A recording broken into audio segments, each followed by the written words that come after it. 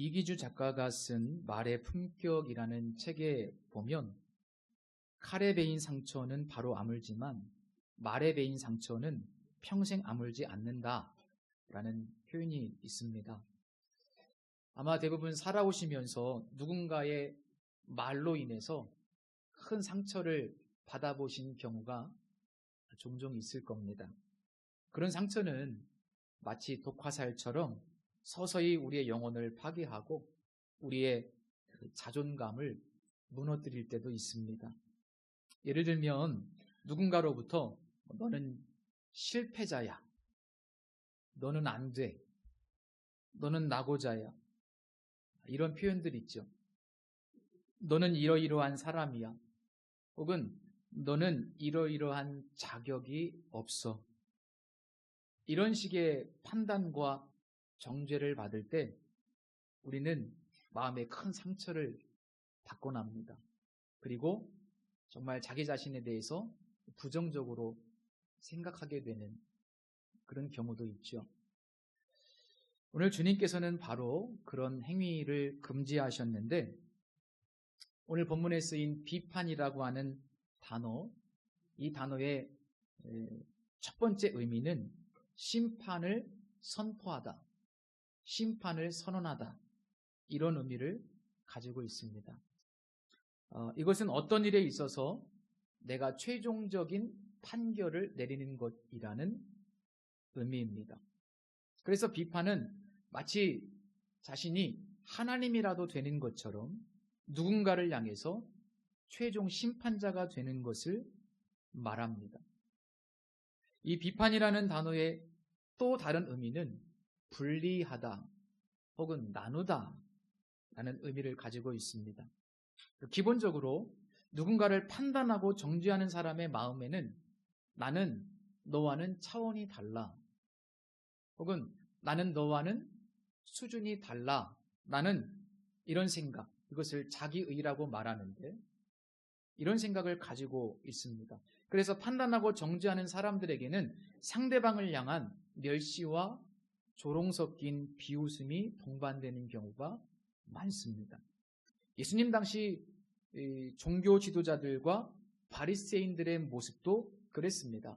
누가복음 18장 9절 말씀에 보면 또 자기를 의롭다고 믿고 다른 사람을 멸시하는 자들에게 이 비유로 말씀하시되 라는 표현이 있습니다.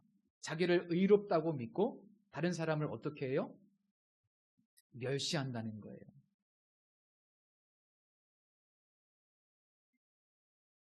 바리새인들이 그랬습니다.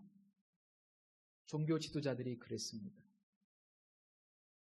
오늘 읽은 본문의 말씀을 조금 더 구체적으로 잘 설명하고 있는 야고보서 4장 11절과 12절 말씀을 제가 읽어드리겠습니다. 형제들아 서로 비방하지 말라. 형제를 비방하는 자나 형제를 판단하는 자는 곧 율법을 비방하고 율법을 판단하는 것이라.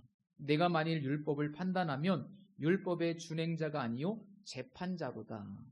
입법자와 재판관은 오직 한 분이시니 능히 구원하기도 하시며 멸하기도 하시느니라. 너는 누구이기에 이웃을 판단하느냐. 예수님 당시 유대 공동체 내부에는 이 정죄와 판단이 일상이었습니다.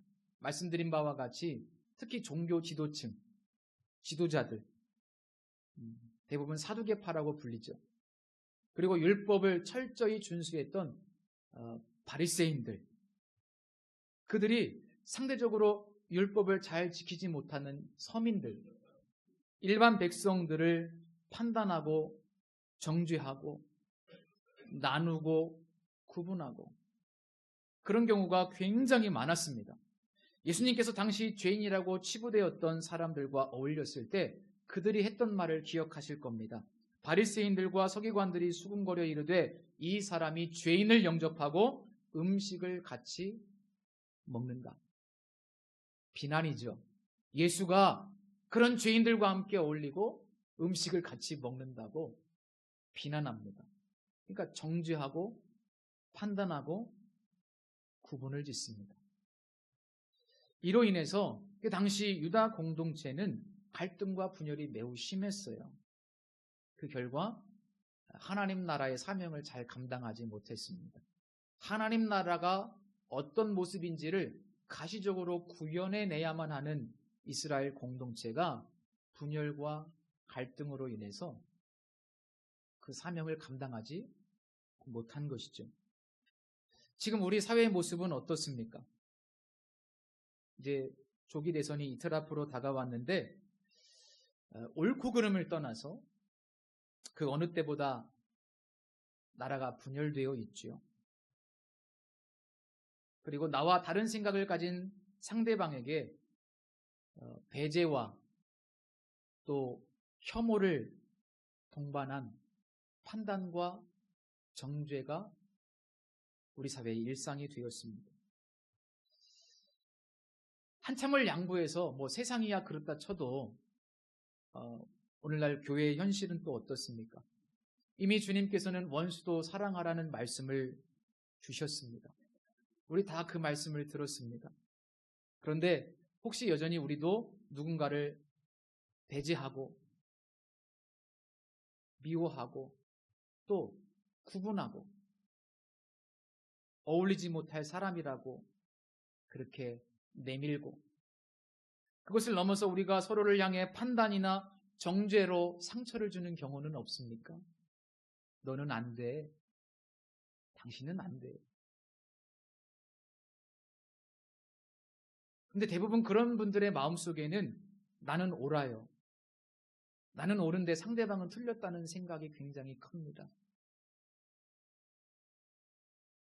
그래서 오늘 본문에 나오는 헤아림이라는 단어가 바로 그런 뜻이에요. 내가 기준, 내가 척도. 나는 옳은 거죠. 내가 옳으면 상대방은 어때요? 틀린 거예요. 이게 다른 게 아니고 틀린 것이 돼버립니다.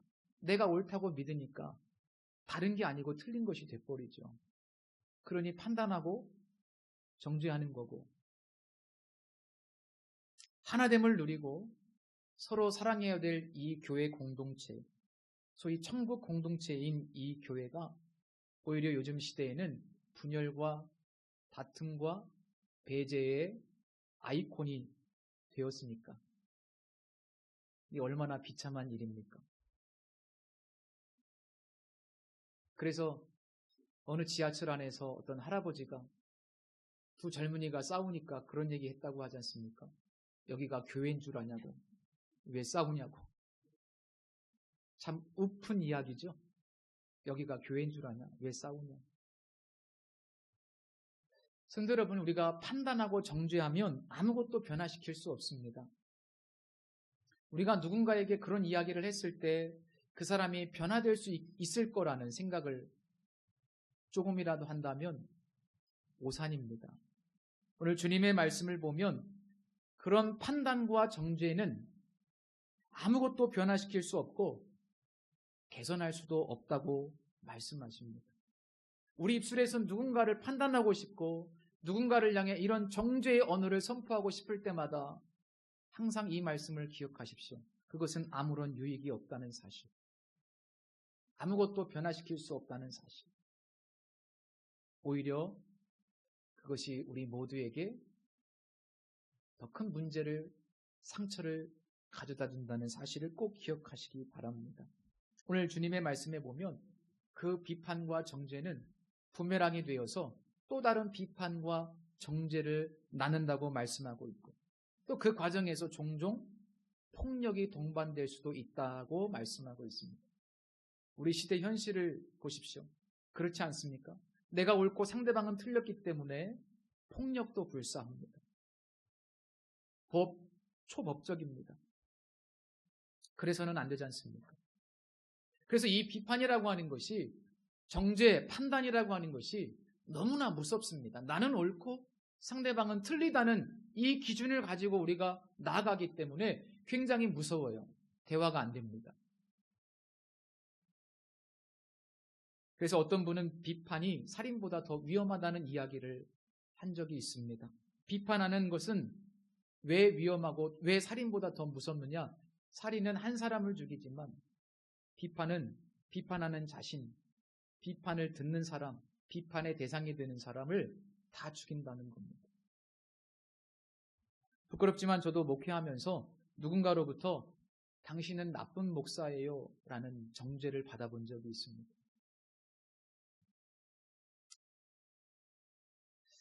저도 평생에 그런 말을 성도에게 들어볼 줄 몰랐어요. 당신은 나쁜 목사입니다. 아마 그분에게는 제가 나쁜 목사였을 수도 있겠죠. 왜? 그분의 요구를 안 들어주니까요. 아니면 저를 나쁜 목사라고 정죄를 해야 본인이 옳다는 것이 증명되니까 저를 그렇게 판단하고 정죄할 것일 수도 있겠다는 생각이 듭니다. 어쨌든 누군가로부터 그런 판단을 받았을 때 저는 굉장히 큰 마음의 상처를 받은 적이 있습니다. 저는 한 번도 잘난 목사는 아니지만 그렇다고 그렇게 형편없는 목사라고 저 자신을 생각해 본 적도 없었거든요.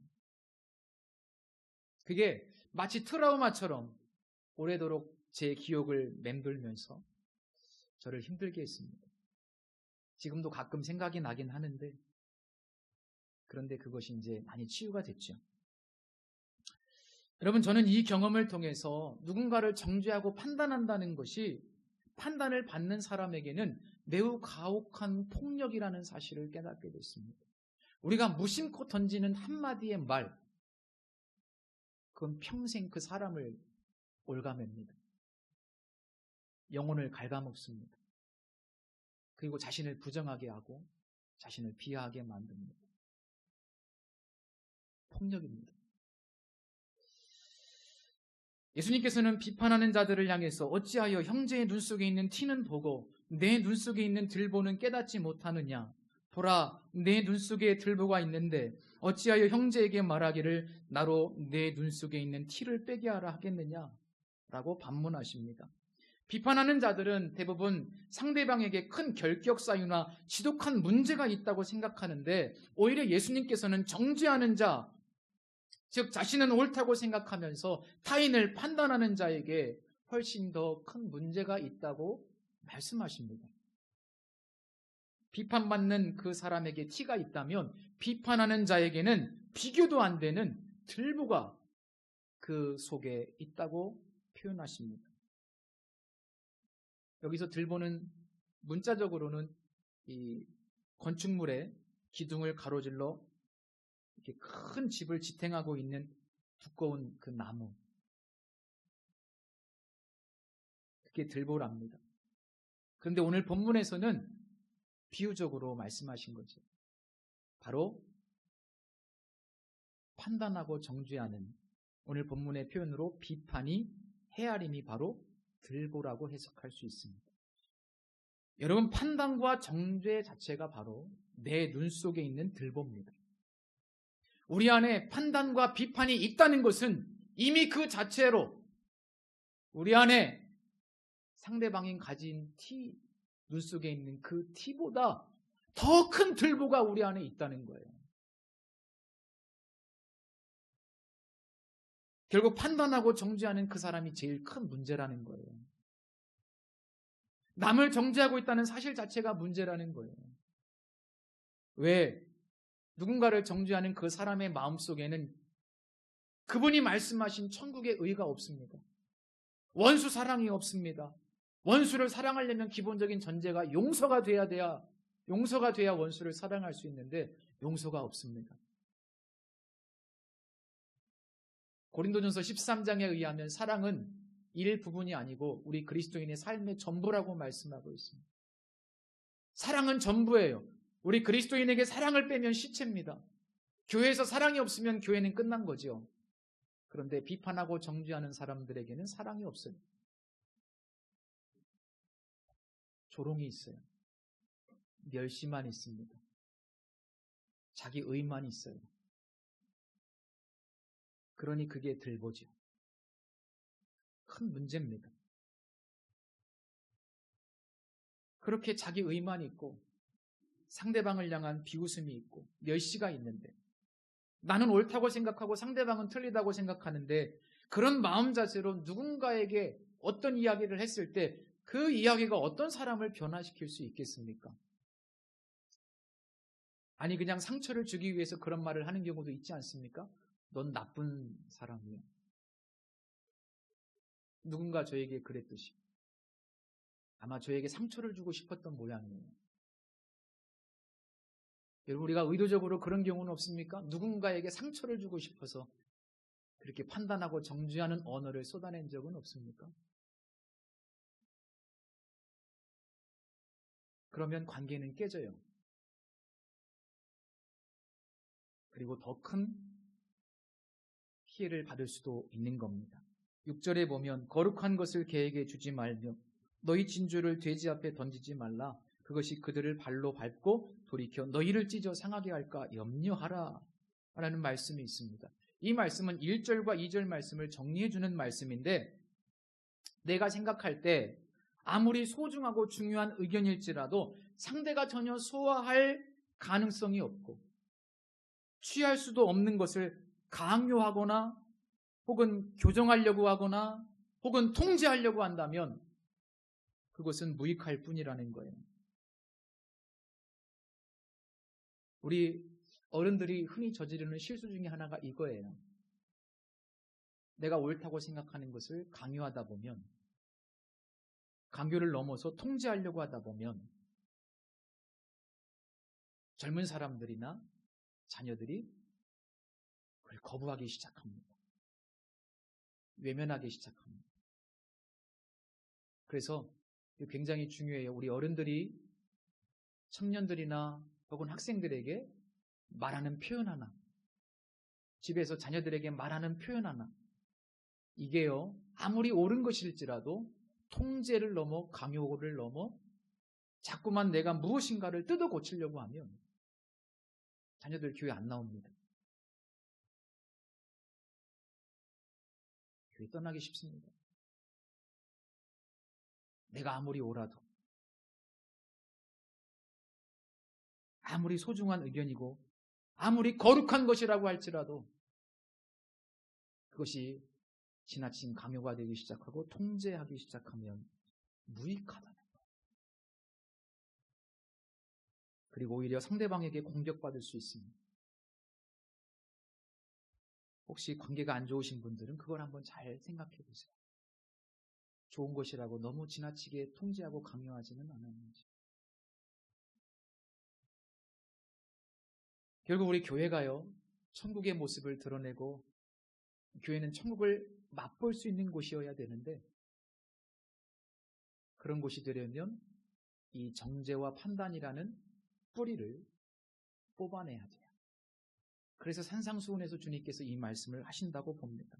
그렇게 하기 위해서는 우리가 먼저 깊이 생각해야 될 것이 있습니다. 언젠가 유기성 목사님이 쓰신 서로 사랑하자, 우리 서로 사랑하자라는 책을 읽었는데 거기에서 제가 읽고 많이 회귀한 이야기입니다. 그 유기성 목사님 SNS 페이스북 친구 가운데 이탈리아에서 목회하시는 한재훈 목사님이라는 분이 있습니다.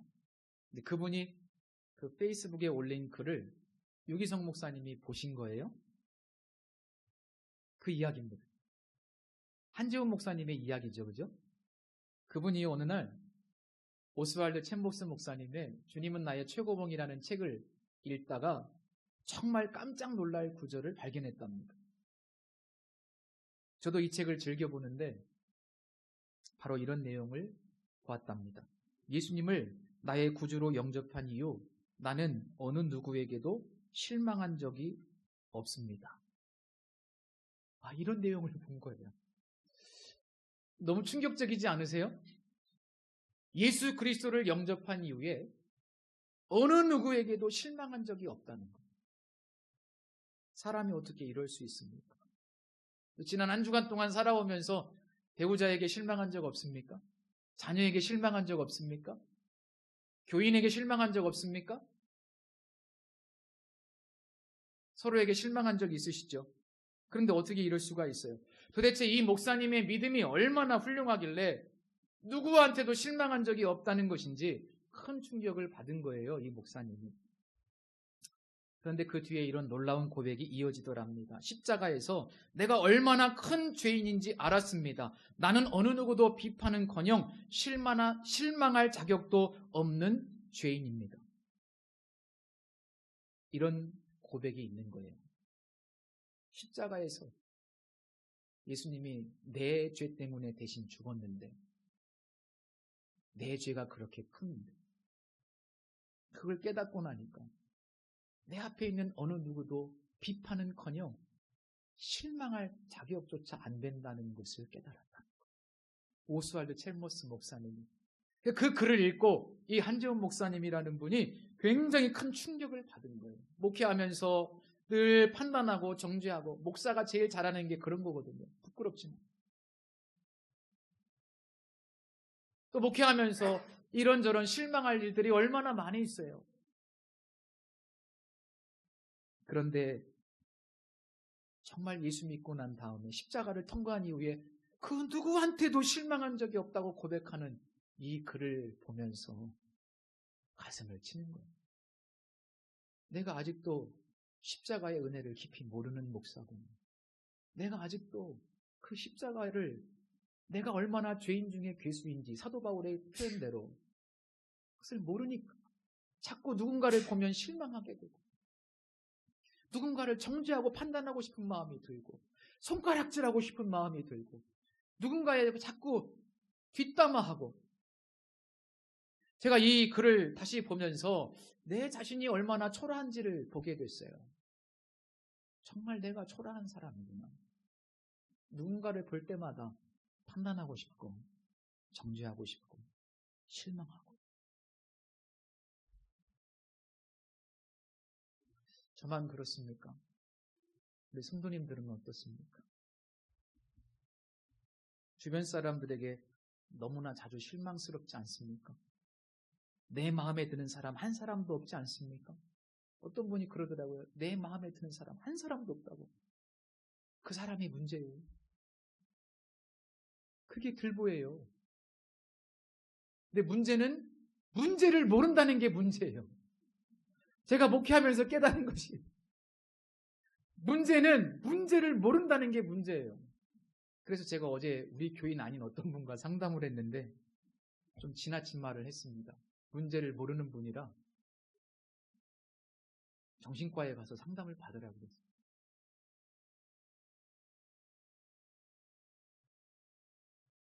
팩트를 얘기해 줘야지. 문제를 모른다는 게 문제예요. 여러분, 우리가 얼마나 교만한지 아십니까? 맨날 누군가에게 실망했다. 누군가를 판단하고 저러면 안 된다고 그러고 내 마음에 드는 사람 한 사람도 없어. 내가 은혜를 받았지만 죄인 중에 괴수임을 모르는 것. 아직도 십자가를 깊이 이해하지 못한 거예요. 십자가 앞에 내 자신을 세워보세요. 뭐가 자랑할 것이 있습니까? 하나님 앞에 뭐 하나 내세울 것이 우리에게 있습니까? 하나님이 우리를 그렇게 불쌍히 여기셔서 구원해 주지 않았으면 다 지옥에 갈 죄인들이잖아요. 그것도 지옥의 가장 밑바닥에 있을 죄인들. 정말 더럽고 추한 우리.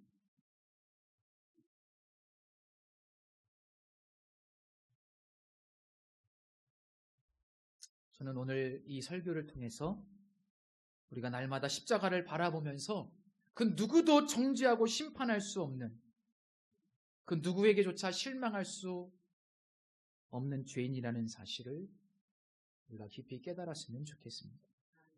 예수님은 비판 대신에 그 사람을 변화시킬 수 있는 좋은 대안을 7절 이하에서 말씀해 주십니다. 구하라 그리하면 너희에게 주실 것이요 찾으라 그리하면 찾아낼 것이요 문을 두드리라 그리하면 너희에게 열릴 것이니 구하는 이마다 받을 것이요 찾는 이는 찾아낼 것이요 두드리는 이에게는 열릴 것이니라. 이 말씀은 1차적으로 비판 대신에 사랑의 마음을 담아서 정중하게 요청하라는 뜻입니다. 정죄하거나 판단하지 말고 정말 그 사람을 사랑하는 마음으로 예의 있게 요청하는 태도가 굉장히 중요해요.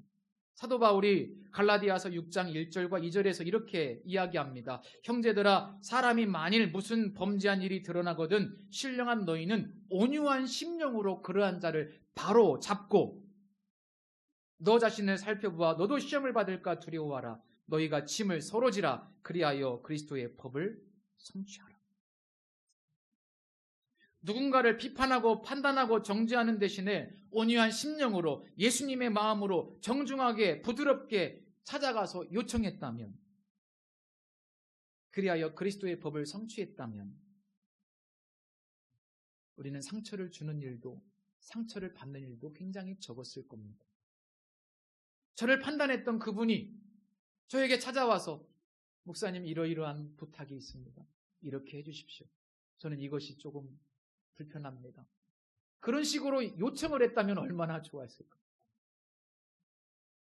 그러면 제 마음의 빗장을 열었을 텐데, 두드렸다면 저도 마음의 문을 열었을 텐데, 두드리지 않고 구하지 않고 찾지 않고 그냥 비판과 정죄의 화살을 날려버려요. 우리 이런 거 잘 못하지 않습니까? 기도하고 말을 지혜롭게 준비해서 사랑의 마음으로 찾아가서 정말 이렇게 해주셨으면 좋겠다고 정중히 부탁하는 거 잘 못하시죠? 우리 예수 믿는 사람은 예수 안 믿어도 마찬가지지만 예의가 있어야 돼요. 그리스도인의 기본 아닙니까? 예의가 있어야죠. 우리 어르신들 앞에 제가 할 말은 아니지만 예수 믿는 사람들은 정말 정중하고 온유한 심령으로 예수님의 마음으로 부탁할 수 있고 요청할 수 있어야 돼요. 우리 주님께서 그렇게 말씀하세요. 그래야 마음의 빗장이 풀리는 거예요. 요한복음 8장에 보면 서기관들과 바리새인들이 현장에서 가늠한 여인을 잡아가지고 와요. 그러면서 예수님에게 시험하며 질문합니다. 모세는 율법에 이런 여자를 돌로 치라고 했는데 선생님은 어떻게 말씀하시겠습니까? 예수님께서 그때 너희 중에 죄 없는 자가 먼저 돌로 치라고. 그리고 땅에 엎드려 무엇인가를 쓰셨어요. 그랬더니 양심의 찔림을 받은 사람들이 한 사람 한 사람 슬금슬금 그 자리를 떠납니다.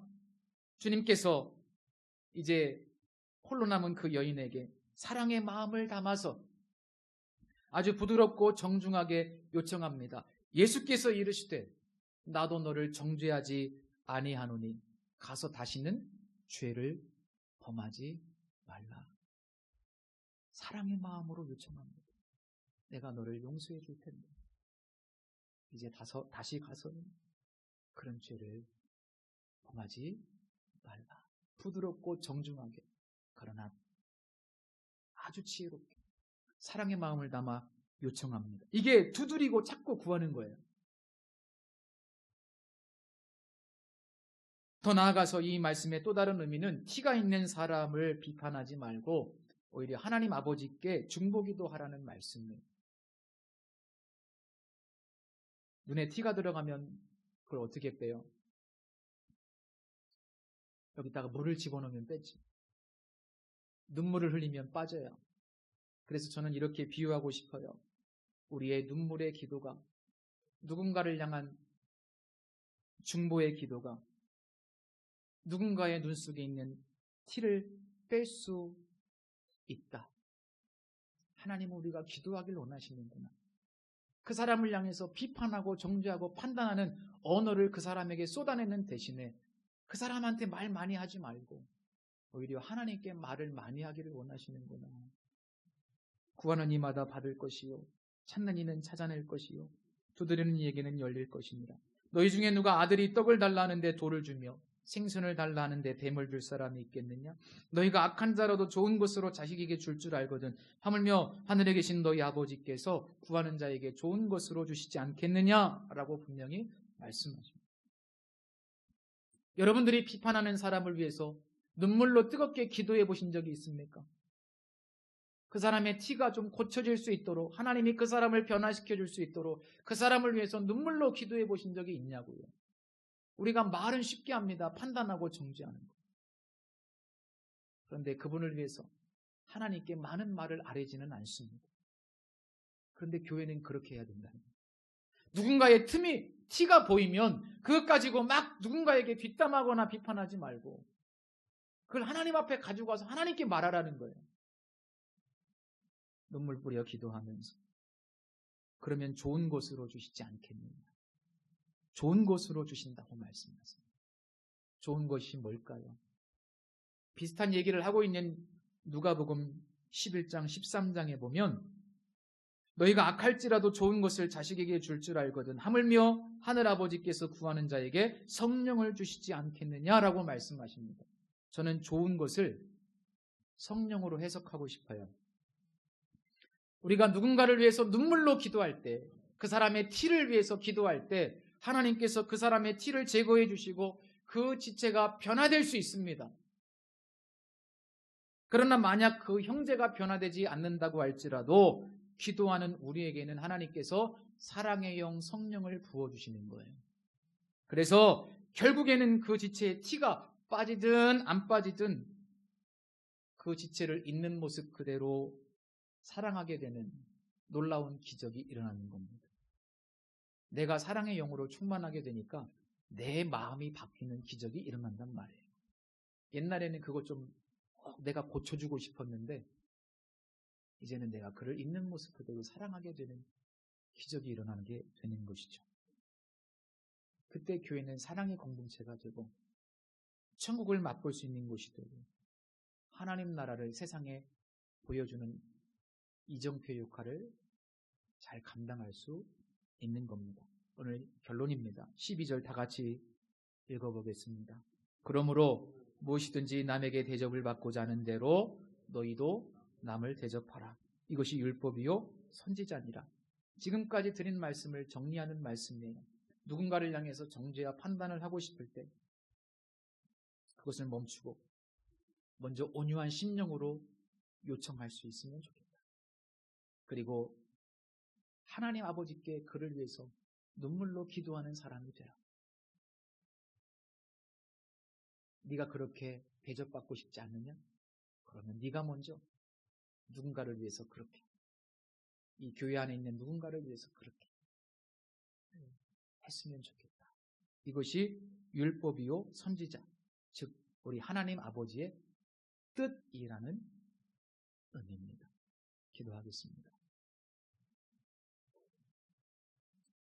주님, 십자가를 지심으로 우리의 모든 죄를 대신하셨습니다. 얼마나 우리의 죄가 크기에 우리 대신 십자가에서 죽으셔야 했습니까? 용서받은 죄인임을 깊이 깨닫고 겸손하게 하시고 누군가를 수용하고 용납하는 삶이 되게 하여 주옵소서. 우리의 눈에는 판단과 정죄라는 들보가 있었습니다.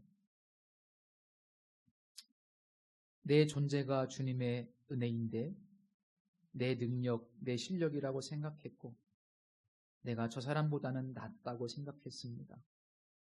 다시 한번 용서를 구합니다. 이제 나를 사랑하신 그 사랑을 기억하며 비판 대신 사랑으로 요청하고 티가 있는 자를 위해 눈물로 기도하는 우리 모두가 되게 하여 주옵소서. 주님께서 세우신 교회가 천국을 드러내고 맛볼 수 있는 아름다운 공동체가 되게 해 주옵소서. 예수님의 이름으로 기도드립니다. 아멘.